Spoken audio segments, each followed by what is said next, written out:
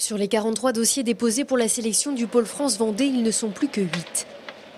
À la clé de cette sélection, l'enjeu est important. Une formation de haut niveau, un budget et un salaire pendant 2 ans, en intégrant la classe Figaro sur le bateau Vendée. Sébastien Josse, qui a navigué une saison sous les couleurs vendéennes, fait partie du jury pour choisir son successeur. Celui qui sera désigné, je serai là pour le conseiller, lui passer le bateau, lui dire le travail qui a été fait dessus, l'inventaire finalement, ça sera la passation du bateau.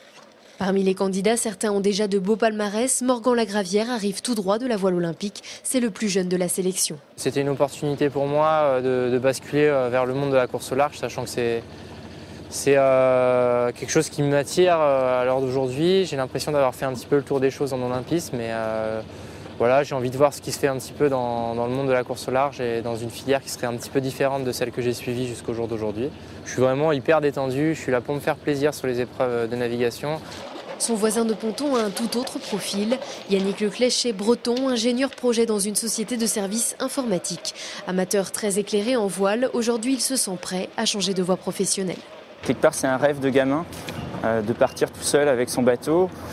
Ça, on va dire la base, quand j'ai commencé à naviguer en optimiste, on voyait ces gens là partir 3-4 jours, raconter des histoires merveilleuses avec les yeux qui brillaient à leur retour au ponton. Donc ça, c'est le rêve de gamin qui est là, qui est toujours là. Et à côté de ça, c'est un projet longuement mûri sportivement, avec l'envie d'aller batailler face aux meilleurs marins du monde en solitaire. Le programme de la journée, c'est une régate sous l'œil du jury et du directeur du Pôle France, Christian Gou. L'objectif, observer les skippers en situation de course. Et c'est presque plus intéressant quand les conditions sont mauvaises.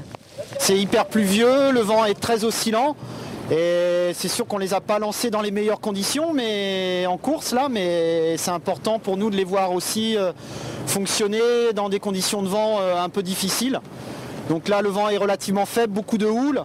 Et c'est vraiment extrêmement difficile pour eux en ce moment, je pense. En plus de ces exercices sur l'eau, les candidats ont eu des tests physiques, un entretien avec une psychologue et un rendez-vous individuel pour parler de leur projet. Une sélection pointue pour trouver un profil complet.